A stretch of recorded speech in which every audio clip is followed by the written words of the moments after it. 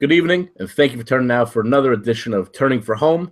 This week, we're going to be covering Saturday, July Park, reviewing the big $500,000 guaranteed all stakes pick four for the Belmont Stars and Stripes Festival.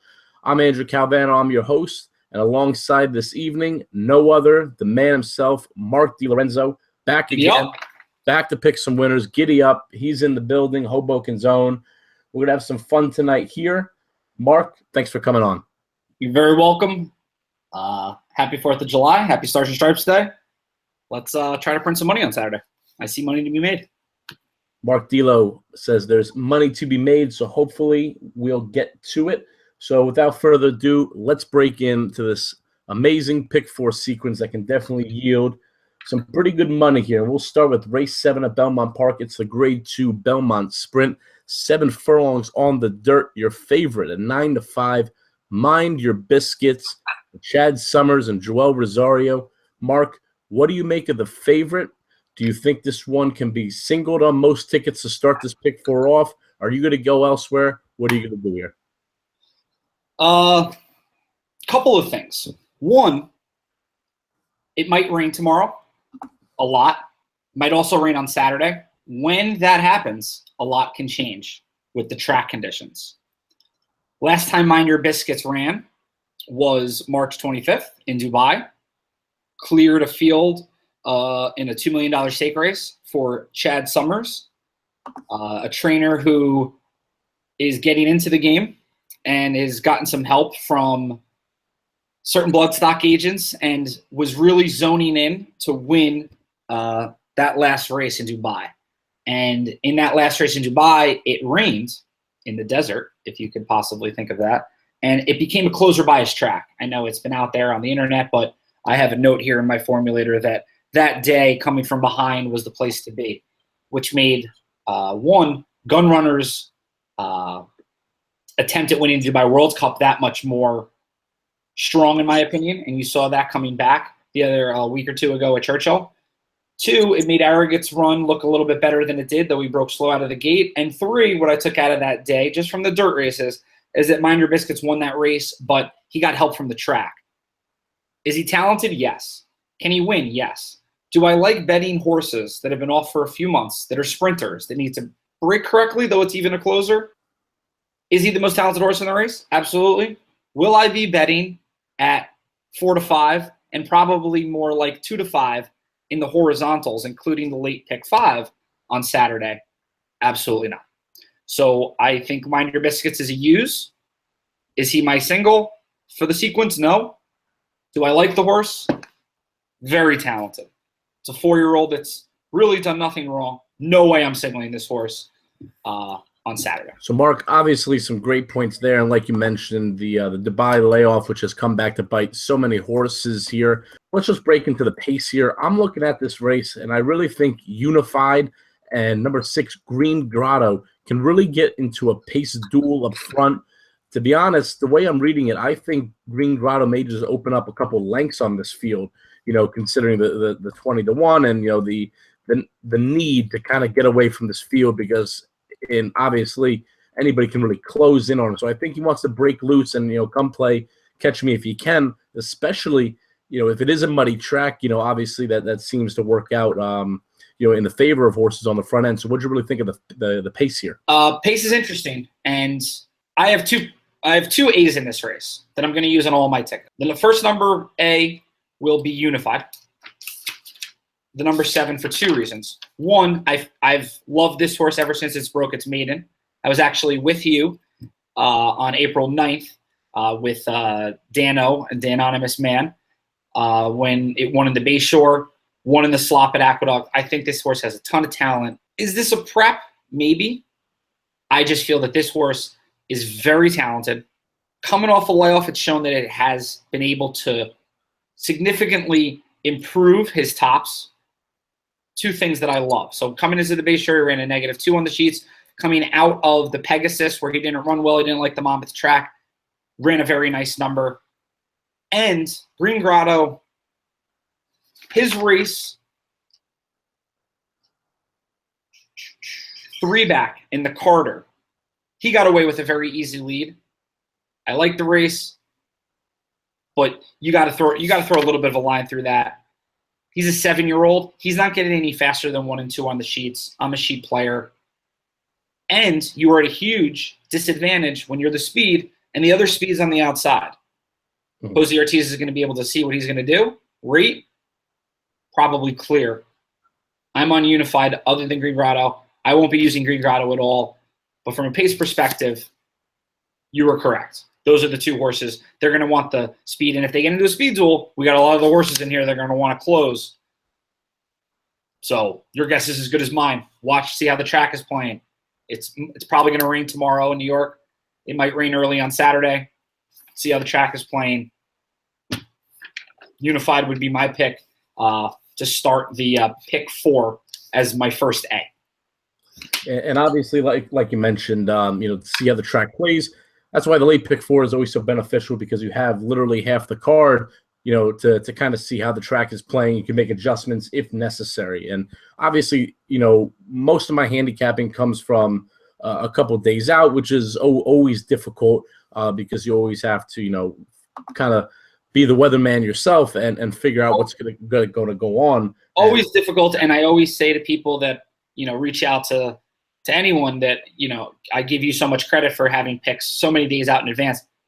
It's hard enough to pick a winner with 2 minutes to post, 1 minute to post. Picking horses a couple days out, people give Andy Sterling a lot of, crap. He's not. I think Andy Sterling's a very good handicapper. It's tough. You try picking horses a couple days out. It's very, very tough. Let's see how the track's playing. This is an interesting race. I don't think it's just mind your biscuits. But what are you thinking? Where are you going here? Well, I think there's a little more to it than mind your biscuits, like you mentioned. And I'm in agreement with you, especially with Unified, just working lights out as of late. And hopefully this one has kind of learned how to rate. Obviously, throughout this one's career, just kind of been a one-way speed horse. If he doesn't get the lead, he doesn't seem to win. If you look back in the Pegasus, though you mentioned there were reasons on the track why you can kind of, toss around and play around with that one. But I'm afraid of that one getting tied up with the 6. Although I think that if Jose just kind of sits back and thinks about it, he can have a winner here. I would go 3 deep in this pick 4, but my top selection here is going to be number 4, Tommy Macho for Todd Pletcher and Paul Pompa. Mark, when you were on the show a couple weeks ago, we spoke about how great Paul Pompa is for the game and having such an eye for horses. And I'm really hoping this one can bounce back and close off this pace, which I'm predicting here. Last out in the Met Mile, nobody was touching more Spirit. That horse went on to crush by 6 1/4 lengths. Also ran behind Sharp Azteca, who he's faced a couple times throughout his career here. A lot of people say about this horse that this horse has trouble winning outside of Gulfstream Park. This one was a Grade 3 winner on January 14th in the Hal Hope, winning from off the pace, winning by 5 1/4 lengths himself. I think that this one's second off the layoff. There's no more Spirit in the field. This one is fresh. Posted a 101 buyer there. Todd Pletcher second off the bench, cutting back from that 1-turn mile to 7 furlongs. I think that distance really hits this one between the eyes, although he's only ran at it once, and that was 2 back in the Carter. I really think it's this one's day today. You get Luis Saez up. The pace should really fall into this one. This one loves the track. I just think there's a lot of things pointing into this one's benefit. Like I mentioned, I'm going to include Unified, but I'm very afraid of the pace stool he may be a part of. I'm not sure of Mind Your Biscuits off that layoff, though I am in agreement that is the horse to beat. So I'll go with another horse I know is going to be coming off the pace, and that's Tommy Macho. And Todd Pletcher, 8-1 at his home track like Belmont Park. I mean, I'll take that any day of the week. So those 3 to get out, I'll be using Tommy Macho. D'Lo, you're on Unified. So you want me to tell you who my other A is? I'm going to use on every ticket. Let's hear this other A. Number 3, Fellowship. 20-1. Break it down. Let's break it down. Look at who he's faced. Let's go back to January in the Holy Bull last year when they thought this horse was a Kentucky Derby Preakness horse. No, this horse has talent. The Holy Bull, Mohaymen, wasn't winning. Fountain of Youth, Mohaymen, wasn't winning. We could get to Mohaymen too if you remind me later. I'll tell you a little story about when I spoke with Kieran McLaughlin. Mohaymen's running tomorrow. Pate Mile, Sharp Azteca, not winning. Preakness, not winning. Freshened up, went to Laurel, ran a new top, and a top that can compete in this field at 25-30-1. Who's a 4-year-old who I'm looking to see improve. 2 back in the Pimlico Special. This horse had no chance against Shaman's Ghost. It didn't want to go that distance. It had some trouble. It was near the lead. That was quick. Ran against some very, very talented horses. Got to make excuses. This is how you hit 30-1 shots. This is how I do, at least. I don't know. Mm-hmm. Last time out in the True North, I remember telling you, my friend, I liked Roy H.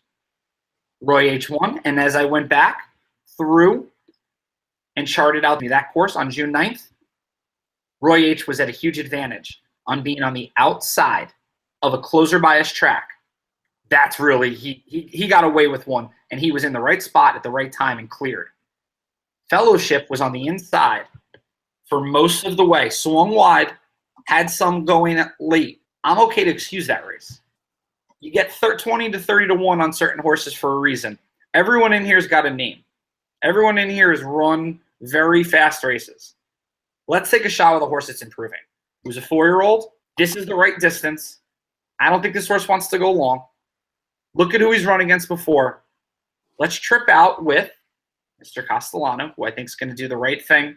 I've got no reason not to use this horse on every pick 4, pick 5. If I play the pick 6, I will probably use this horse as well.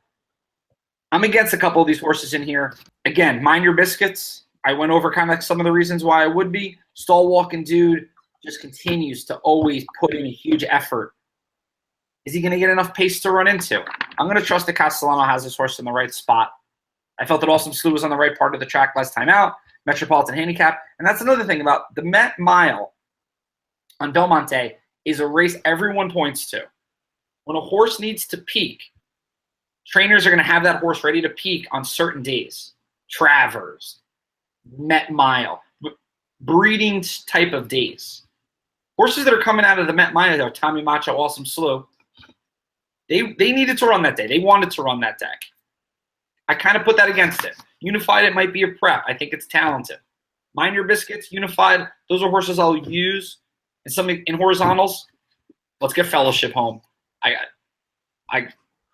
love the price, and I think this horse could be sitting on a decent effort. And at the price, you're going to get paid.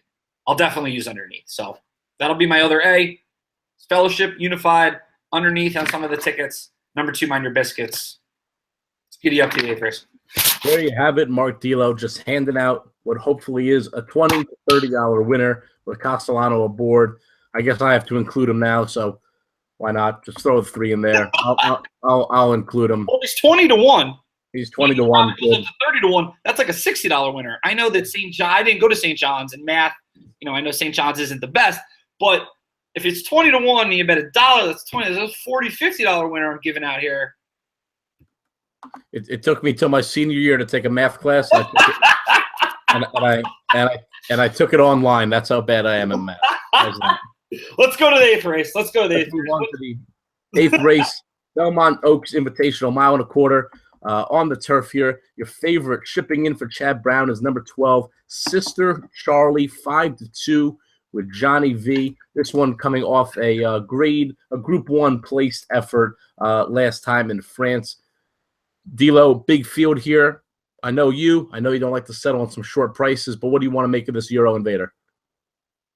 Here's the thing. It's not that I don't like settling on short prices, but when I do, I don't like horses doing things for the first time. I don't like horses coming off huge layoffs. I don't like horses that were pointing at races and now are all of a sudden thrown in a different race. That's kind of Mind Your Biscuits. Horses coming out of the Met Mile. Those are just things that I've been taught over the years. Like horse that won by 12 going 6 furlongs, now going 2 turns for the first time. I'm not taking 3 to 5 on that horse. The 12 here with Chad Brown, I watched the replay. This horse is a monster. It did not start well. Pull up the replay if you want to, invest in this as being your single on the day. Do the work. I know you have. You've watched the replay. This horse did not start well. And coming home, this horse, I had to watch it again, not thinking that it was going to be that fast. It was just, I have to use the 12. The 12 is a strong favorite. I like you looking at the Euro books on Oddsmaker to see who the Euro books like when European horses come in. They're as sharp as they come. He's 2-1. He'll probably get bet down a little. 12 is definitely a must-use for me. Very talented horse. Chad Brown has 4 in here. I have some opinions about some other horses. 12 is a must-use for me. What do you think? Definitely going to include this one, but just kind of, transitioning into my top selection, I think Chad Brown's sitting on another winner in here, and that's right to the inside of this one, and that's number 10, 55, 8-1, Jose Ortiz back again. This one raced in the Grade 3 Wonder again off a layoff last time out and was stuck behind stablemate New Money Honey over a speed bias turf course. Absolutely no speed in that race whatsoever. New Money Honey with Javier just took it and ran with it, and there's not much this one could do. I think this one, second off the bench, we know how dangerous Chad Brown is. He clicks near 20% in graded stakes races on the turf. Going second off the layoff. I think this one's very talented. Now, he's only had this one for 2 starts and hasn't won yet since transitioning from the Thomas Bush barn. I think today is this one's breakout party. I mean, this one has raced some very competitive races. I think that Florida Oaks race could be good enough to win this race. Just the will and the heart this one showed to get up in time. I think this one is a big, big runner here. I think with the extra time that Chad Brown has had to work with this one, we're definitely going to see some progression here. Once again, you're getting 8-1 on top connections. I think there should be enough pace for this one to sit right off of it and make that one run that she has in the past. So I'm all invested here with 55. There's a few others I'm going to use in the pick 4, but I'm going to try to wheel around some tries with this one on top and try to hope and try to cash a big, maybe hit all in the bottom legs here, because I definitely think you can get a big price in this one if you can beat number 12, Sister Charlie. Yeah, 12 looks like the horse to beat. Couple of things. It's coming off a 3-week layoff. Hasn't been in the Chad Brown barn too long. So there's some things there that, question. I hesitate a little bit. But it just, from the replay and what this horse looks like, it looks like the horse to beat. Let's talk about the other Chad Brown horses. You mentioned 55. I think that horse is a horse that, how do you stop Chad Brown these days? Here's my thing. 3 out of the last 4 years, Chad Brown has won this race. He's got a lot of talented horses in this race. I feel the most talented horse is the 8. New Money Honey, I understand, was near the lead, got away with the easy pace, but it still came home when I clocked out the final quarter so fast. Let's put it this way. Let's excuse that Keeneland race 2 back. Chad Brown has been on record saying, and I realize that horse did not like that surface. You throw that horse out, this is the horse to beat. Exactly. And I was actually surprised this one was not the favorite when I first went into this race. You know what? It's kind of, what are you going to do? Like Chad Brown, how do you get beat by him? What do you do? There's 4 horses he's got. You mentioned 55. So if you're going to play the 12 and you're going to use the 8, you got to use the 10 in the pick 4, right? You can't get knocked out by another Chad Brown horse. But here's what I'm thinking. Let me go over a couple of things that are in my mind about the 2 big turf races, the Oaks, the Belmont Oaks, and the Belmont Derby. Number 5 is trained by Aidan O'Brien. Excuse me. Number 5, Key to My Heart. I read an article on Pollock Report about 2 weeks ago, and he had mentioned that Aidan O'Brien was stacked with horses coming in for this day. Mentioned 4 or 5 horses. None of them are here. That makes me question that he's coming in with a B, maybe C list of horses, and his name is going to get bet because he is the best turf trainer in the world. You know what I'm going to do? I'm not using any Aidan O'Brien horses. He wins, I lose. Now, don't get me wrong, I said this on Belmont Stakes Day about Bob Baffert. That was a mistake. A lot of Bob Baffert horses won. 1, I wasn't confident in some of the spots he was putting his horses. 2, the speed bias that I felt helped out a lot of horses on Belmont Stakes Day helped out the Bob Baffert horses. but I digress. I'm going to be right. I'm going to be wrong. When I saw him start winning, More Spirit was a must-use, but I digress. Right now, I'm not using Aidan O'Brien horses for what I just mentioned. Here are a couple horses that I do like. I was all in on number 1, Coasted, in the Wonder again on June 8th. The trip that this horse got was bad. It broke bad. It tossed his head. It made a huge middle move. It went 4 wide. You had mentioned that New Money Honey went wire to wire. It was never going to win. What I didn't love about Costa that day when I wanted to go all in was it was only 4 or 5 to 1 because it was a small field. If I get 15 or 20 to 1 on Coasted, I'm going to have a horizontal play in either a pick 4 or pick 5 as this horse is a single because I feel this horse has a ton of talent. It's going to get overlooked because of an Aidan O'Brien horse and the 4 Chad Brown horses. I think the race will set up better for number 1 for 2 reasons. 1, I think second time off a layoff, this horse will do better. And 2, it's going to get more pace to close into because of a couple horses that are in here, including the Aidan O'Brien horse that likes to show speed when I looked at some of the replays, and number 9, Dana Tal, that always wants to lead and is definitely going to gun. Number 1, Coasted, is a horse that is a must-use for me on all tickets for a lot of different reasons. I'm not letting Chad Brown beat me if I spread, but number 12 would be my other A. So if you're going to ask me how I'm going to play the pick 4 or pick 5, number 1, Coasted, I think is sitting on a huge effort, saves ground, clears. I think 1.25 miles is a perfect distance. The 12 and the 8, those are the 3 horses I would use. If I'm going to spread out a little bit more, you got to use the other Chad Brown horses, including the one that you spoke about. I don't like the 4 at all. This trainer is 0 for 12 in graded turf stake races. The Grand Motion horse, the 6, had so much talent earlier in its 2-year-old career. I'm not sure what really happened there. I think one more thing that I can mention, not to take up all of your time, the 11, Daddy's Little Darling, shipped out to Royal Ascot. This horse has a ton of turf pedigree. It's a half to Mongolian Saturday, which is a horse that I hit nicely on in the Breeders' Cup Spring.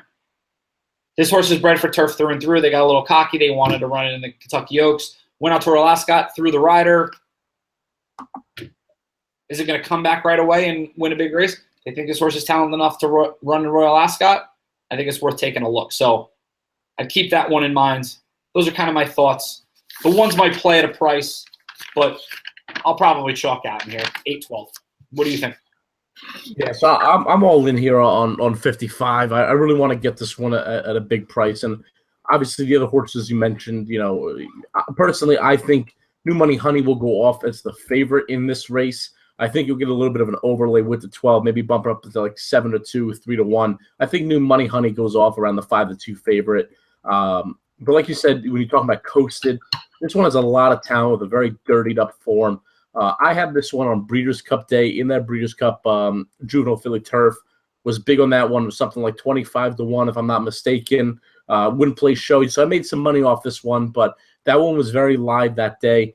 Came back, grade 3 at Gulfstream Park, lost by a neck behind Dream Dancing. Like you mentioned, Appalachian. Didn't like the turf course, perhaps, just like the other Chad Brown horse we were talking about. Wonder, again, not much you could do. I think this one is a very dirtied up form, and at 15 to 1, worth a bet across the board. And just before we move on, like you mentioned, Daddy's Little Darling. I've been high on this horse for a while now. This one is going to need an extreme pace meltdown, and that's why I didn't mention her prior. But the pedigree is there. Dylan Davis has been riding very sharp here last couple of days. 100% agree. Done very, very well. Yeah. You know, for where he started this meet, you know, couldn't find a win if he bought one, but has really been picking it up. So I think that one's to be respected as well with Kenny McPeak, and you're definitely going to get an overlay on that one as well. So I'm on a 10.55, hoping that's the Chad Brown runner that's going to make the most noise. D'Lo likes to 1 at a price. I'm in agreement. You can't really let Coasted go off that price, but that's where you'll get her, as we have so many Chad Brown horses and an Aidan O'Brien horse to beat. So let's move on to race 9. It's the grade 2 Suburban Handicap. 1.25 miles on the dirt. Only a 6-horse field here. They'll have to beat number 6, Shaman Ghost, at 4 to 5. D'Lo, You got a 4-5 favorite here in the middle of the sequence. I know you want to spread a little bit in these turf races. Is this your single spot? I gotta play Shaman Ghost. Like I don't like favorites. Like I just feel sometimes there's no value in them. But what am I going on here? There's only 6 horses, so let me just ramble on and see what you're saying. I just don't know. Keen Ice never shows front end speed. There is no speed in this race. Where's the pace? Matt King Cole looks like the pace.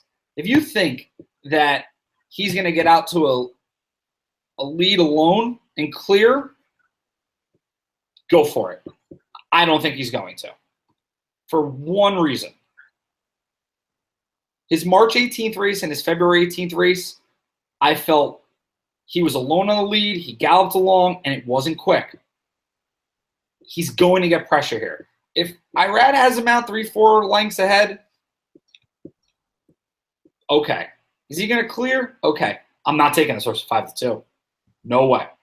This horse is not good enough to beat Shaman's Ghost. And let me put it this way, at 1.25 miles. This horse clears, speed favoring. We got a little mud in the track. Shown that it's had a decent run in the mud at Aqueduct twice. Good at Belmont. Slop at Belmont. Lost by a nose against Gift Box as a very talented 3-year-old that ran in the Curling last year. Sure. I just don't like the price. Is it a use? Let's see how the track plays. I don't like Sunny Ridge. Watershed. I can say a lot of things here. I don't think this horse wants 1.25 miles. Again, can it get up to the front? Go to the lead? Clear? Absolutely. Mike Smith gets aboard. It's going to take some money. I don't think you're going to get 15-1. I'm against the 5. Shaman Ghost is just better. This horse, to me, is just talented.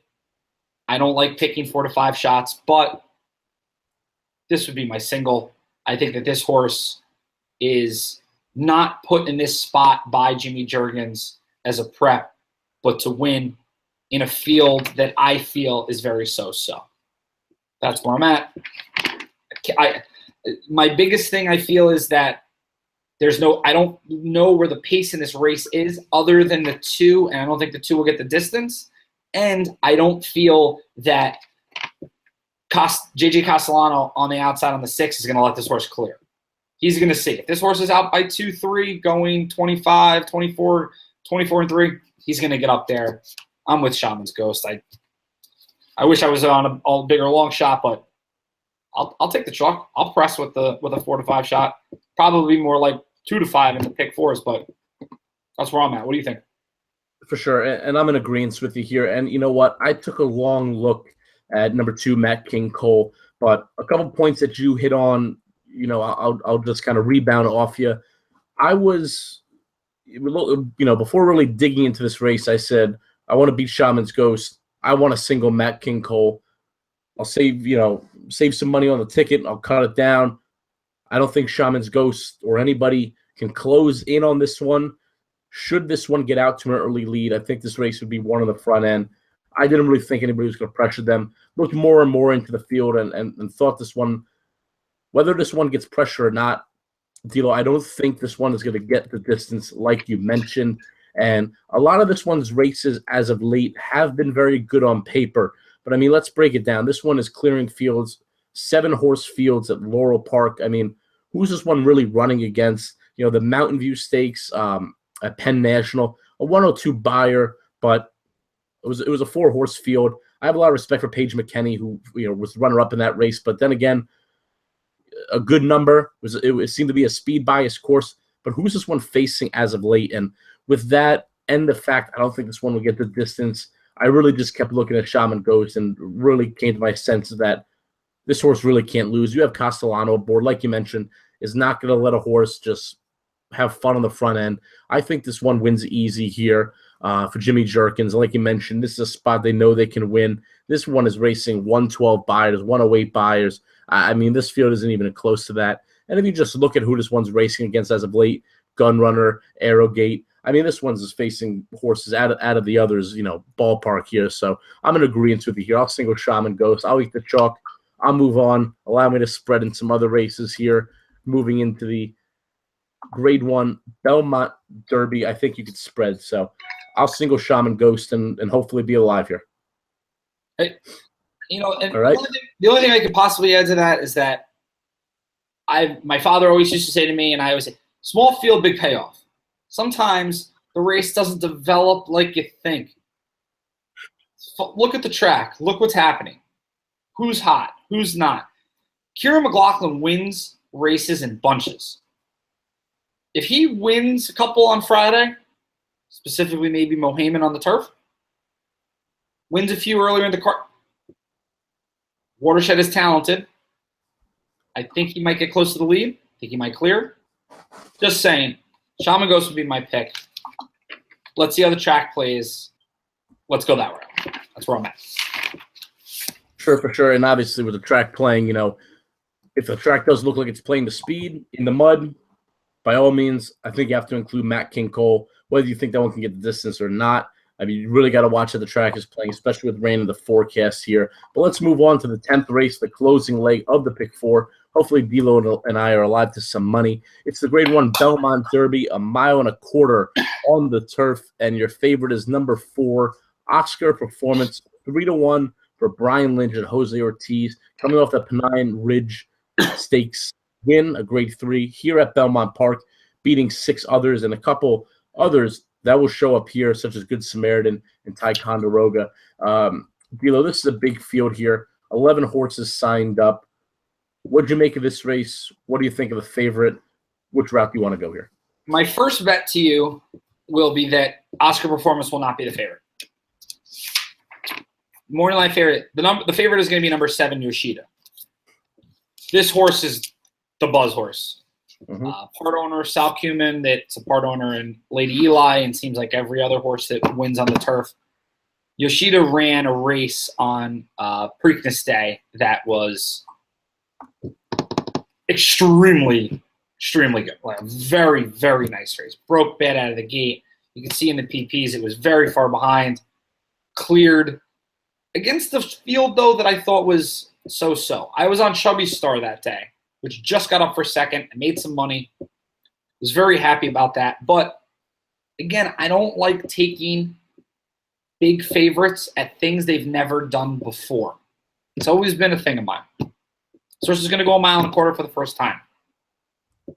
This horse is going to face better quality horses for the first time. When I'm on a horse like Chubby Star, it was a wise guy. Like, I looked into it and I looked at some of the replays. There's a lot of talent. There's a lot of talent in here. So just be careful. Is this horse the truth? Maybe. I'm not going to bet. I'm not going to play it to win, though. Not at that price. Yeah, and I was on Mo Maverick in that race at Pimlico, who finished 3rd that day. And this one spotted the field 23 lengths, went on to win by 4. You rarely see that. I mean, even if a horse spots the field 10 lengths, they might win by a nose, a half a length. But to win out by 4 and then get ridden out in the gallop out, I mean, it just kind of speaks to the performance of this one. But it's going to be tough, like you said, to get 1.25 miles. It's a very tough distance, especially doing it for the first time. I'll include that one. However, I think you can go elsewhere and here. D'Lo, where'd you land in this spot? All right, well, this horse has cost me enough money this year. No one horse has cost me more money this year than this horse. Number 1, Good Samaritan. I was so on this horse when it broke its maiden in Saratoga. I said, whoa, this horse is for real. And it showed up at Woodbine and came back. When Belmont wins first time out, something's going on. You have something special with that. You got something going on. He ran a sheet number in August and September and then came back and paired in the British Cup Juvenile when he had a terrible trip. Still finished 3rd behind Oscar Performance. I was all in again on Derby Day in the American turf. What are you doing, Rosario? Can you help me out a little bit? Just a little. You got the horse 8 deep. The fractions are slow. Put the horse closer to the lead. Do something. Make D'Lo a winner. June 3rd. What are you doing? Win again. You're so far behind. Stop being that far behind. Put the horse closer to the pace. What happens? Rosario's back on the horse. Who rode Yoshida in the best race of people thought of the turf last time out? Joel Rosario. So Rosario, I don't know if he's getting kicked off of Yoshida because I want to strangle him sometimes, or is he choosing Good Samaritan? I don't pick horses because of jockeys. I feel it's one of the biggest things that people do that is not the right thing to do. Don't pick a horse because of jockey. It's a grade 1 race. It's a trainer's game. It's never a jockey game. Let's get Good Samaritan home. I'm playing Good Samaritan to win. Giddy up. I'm out on the Ian O'Brien horses. I told you why before. He wanted to come with different horses. They're not here. Toss. Oscar Performance. I like. Good Samaritan is just as good. You're getting 12 times the value. Maybe 5, 6 times the value. Ticonderoga. Tough race last time. I like him. Chad Brown. You got everything there. Good Samaritan is better than that horse.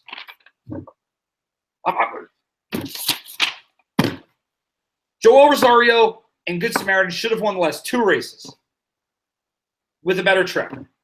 I would have more money. I would have bought you dinner. I would have bought everyone that's watching dinner. If he wins those last 2 races, he's 5-2. He's going to be 12-1. He's going to get bet down. 7-8-1. Giddy up. I'm in. I'm playing a pick 5 and a pick 4 with this horse singled. I don't care. This horse is going to save ground. Mile quarter is the right distance. Maybe Rosario cannot do anything else other than just do what the horse wants it to do. Maybe this horse wants longer. What is he getting? Longer. Let's go. I'm taking Good Samaritan. 12-1. I'm in. I'm all in. What do you think? I got all upset. I'm all upset. My confidence level on this horse to start the show was about here. And now, after D'Lo's 4-minute rant, somehow I was busted from a dinner. Rosario owes me dinner. D'Lo owes me dinner. Everybody owes me dinners. But now the confidence is up here. D'Lo, I'm with you. I'm on Good Samaritan as well for all the reasons you mentioned. This one has just had so many troubled trips. This one is definitely ready. I mean, you're going from a horse that was a 4-5 favorite last time out. Now you're getting 12-1. This one has just faced some very, very tough fields. Past 3 races. You're talking about a Breeders' Cup race, the American Turf race facing Arklow, who I think just had a career performance that day. I'm not sure how this one will run up in this spot here because they will meet again in the Pennine Ridge. Like you mentioned, was wide. Rosario had a spot, didn't have a spot, nowhere to put this one. You get a major, major overlay on this one today, 12-1. I've been staying away from Belmont all meet at Belmont Park, and I told you that in person when we were hanging out. You know, Belmont points for Saratoga. Exactly. He points for Saratoga. He found the spot. This is this horse's spot. I think this is Good Samaritan's day, 12-1. I wasn't going to single, but I guess now I'll single because the horse I wanted to back this one up with was the 3, Aidan O'Brien's horse. Now, D'Lo says, don't play Aidan O'Brien horse. You're going to let me talk you off of an Aidan O'Brien horse. Mark D'Lo will never talk me off an Aidan O'Brien horse. Ascot. I don't like talking anyone off of any horse. If you have a strong opinion, why did you like the 3? Why did I like the 3? Oh, why do you? Coming out of a big Ascot race. Watch this one's Group 3 replay on May 28th. Won by a head. This one was very game. Could have won the race by 2 or 3 lengths. Bottled up. Found room. Got up there in time. A lot of will in this one. Maybe a little bit over his head at Royal Ascot. I'm not sure. Gets Lasix for the first time here. I know that you mentioned this wasn't one of Aidan O'Brien's first choices to bring here, but I think this one is very live. Had a 106 time form, U.S. speed figure last time out. I'm not in on Oscar Performance. I don't like that one today. I don't like Mike Smith's horse with Yarklo. Like I said, I think this one just hit a career best last time out. Yoshida, I don't think this one gets a difference. Rosario going to Good Samaritan kind of just says that point in all. I want to be bold here, especially in the pick 5. Maybe if somebody will play it for me. please. Maybe I'll give you. I'll cut you in. I'll cut you in as I'm on the monopoly of the 4 NJ bets. But I really like Good Samaritan here, and I probably will back up with Homesman for Aiden O'Brien, and hopefully D'Lo at 12-1 to close out a pick 4, pick 5, whatever it may be. Hopefully we're alive for a couple thousand. Here's one more thing I want to just mention real quick. Go ahead. The 10, the other Aiden O'Brien horse. Nobody would use $1 million horse as a rabbit other than Michael Tabor and Aiden O'Brien. Something's weird with this horse. I feel that this horse is going to go out to the front, and it's going to set a pace. In a race that there's not a lot of pace, I'm hoping Oscar Performance gets out there. I'm thinking a few of the other Europeans might get out there. I don't like the 10. I think of any of the Aiden O'Brien horses, the 3. I just feel he's not out here with his first string. Am I going to be wrong? Give me 12-1 a Good Samaritan. Let's worry about Good Samaritan. All right. D'Lo will be singled. I'll be live. We don't have to worry about the Aiden O'Brien horse that will pay off less. Let's get Good Samaritan home at 12-1. I think we got this pick 4. I think we you want me to give you the pick 5? Are we doing a pick 5? Do you want me to just give you the single in the 6th race? The 6th race? Yeah. I mean, go ahead. If it's a single. Number 3. Go ahead. I'm pulling it up. 6th race, number 3. Practical Joke, Don. Grade 3 Dwyer. Practical Joke. D'Lo has not stopped talking about this horse for like the last 4 months. 4 months? Like a year and a half. Year and a half. Year and a half. Practical Joke, Practical Joke, Practical Joke. D'Lo's on him. Single for D'Lo. I'm with you. I think that one's tough to beat in that spot. There's just nobody else in the race. And every day I play the pick 5 at Naira in the early pick 5, and if you hit a 1-9 shot in the first leg and then do what you need to do in the next 4, there's so much more value than the pick 5 than the pick 4. I'm sticking with Practical Joke. Like I don't know who's going to beat this horse. Like I'll let Battalion Runner beat him. Battalion Runner, the 6-5 favorite in there. Just not really sold on this one's class. Obviously, a $700,000 purchase out of an Unbridled Song is sure to have some class. But, I mean, Practical Joke has been running exclusively in Grade 1 company since breaking the maiden last year at the Spa. Were we there for that day? Yes, we were. We saw that line? You want me to go through it? Here you want me to give you the 2-minute Practical Joke? Break it down, D-Lo. August 6th, his first race. Every horse on the front end, early in the day when I was there with you and your father, won on the front end. This horse closed like a freight train. I was like, holy. Hopeful. You wanted to be on the lead. He cleared into a pace that was a turtle. Champagne just got up. Beat Syndergaard. 1 turn mile at Belmont is probably this horse's distance, but I thought that was a huge effort. Breeders' Cup Juvenile, Santa Anita, Speed Bias. Was never catching Classic Empire. That was near the front. Not this time, was probably the most talented 3-year-old other than Classic Empire at that time. Wasn't on the right part of the track. Fountain of Youth was a prep. Gunnevera ran a -3 on the sheets. No one was beating Gunnevera off of a 5-month layoff. The Bluegrass, I thought IRAP was on the best part of the track. Didn't need to win the race to get into the Derby. I bet him big in the Derby. I just needed him to get 3rd. Couldn't happen. Derby, inside was better. Always dreaming on the inside, wire to wire. Maybe I'm just a moron. I want this horse to win by 25 lengths. No, not 20. I want him to win by 8. And then everyone say he's a 1-turn horse. And then we double down in the Travers. Set the over/under on the amount of winning lengths for Practical Joke and the Dwyer. What are you setting the over/under at? 4.5. 4.5. What do you want? I want the over. I just said it. I said it lower than I wanted because I want you to take my bet. No. If you bump it to 6.5, bump it to 6.5, I'll take it. We'll go. Bump to 6.5. 6.5. Not push, done, single. Boom. Print money. So not only did we cover the pick 4, D'Lo just gave you the single to pick 5. Take it. It'll cost the same amount as your pick 4. Before we go, D'Lo has been itching to talk about Mo Heyman making the turf debut in tomorrow's whatever race. Optional. Say it real quick. Bring it up. Jim Dandy Day, I was at the track. Mo Heyman fell on his face. Laubin won the 20 minutes after the race. Probably the nicest man in horse racing, and Kieran McLaughlin was sitting on a bench. And I said to him, and I just started talking to him. I was like, what'd you think? And he started talking to me, and couldn't have been a nicer guy. I was like, and I said, I don't mean to, ask you like a reporter here, but what do you think is next? He goes, this horse stays healthy. I'm putting it on the turf. It's going to love the turf. That's what we're going to do. Ownership wanted to win the Met Mile because, similar to Frosted, it's a huge breeding race.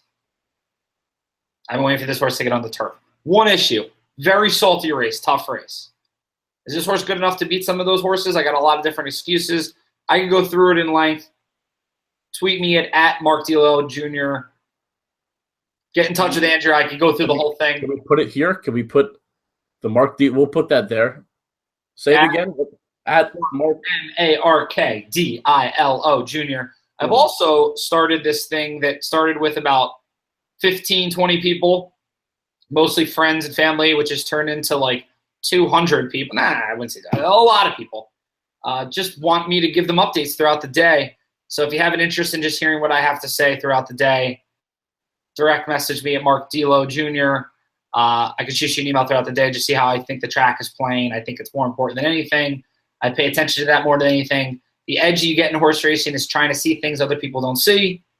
I know you know that. I know the best people you know that. I know the people that put the site that you work for together is just, you have to have an edge and you have to see what's going. And when he told me that, I was waiting for him to put on the turf, and then I saw they wanted to point towards the Met Mile. Watch the Met Mile. He was on the inside, on an inside that was dead. Belmont Stakes Day. Made a nice middle move, got checked. Horse is healthy. Now he's going to put him on the turf. That's my one big bet of the day tomorrow. I think it is 7th race. 7th race on Friday. D'Lo, all in. D'Lo, just giving races out of random. He's giving you winners. Listen to the guy, sharpest guy I know. D'Lo, anything else to add about this late pick 4 on Saturday? Let's just print money. Print money. Make D'Lo money again and again. Thank you for having me on. D'Lo, always a pleasure. Thank you, everybody else, for tuning in. Latest edition of Turning for Home. We'll be back next Friday afternoon. We'll see who the guests are. And then after that, D'Lo, big spa weekend. Giddy up. Opening day. Spa is there. I could smell the horseshoe. He can smell it. He can smell it. So thank you, everybody. Thank you, D'Lo. And good luck to everybody playing this weekend.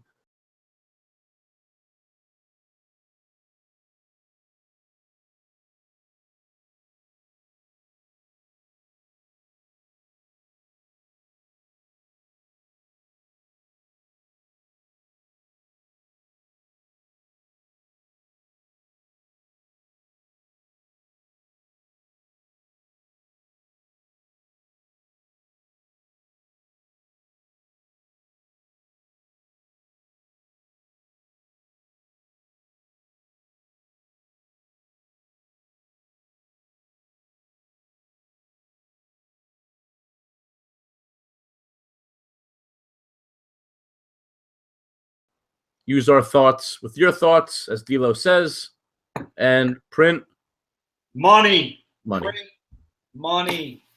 Money. All right. Thank you, guys.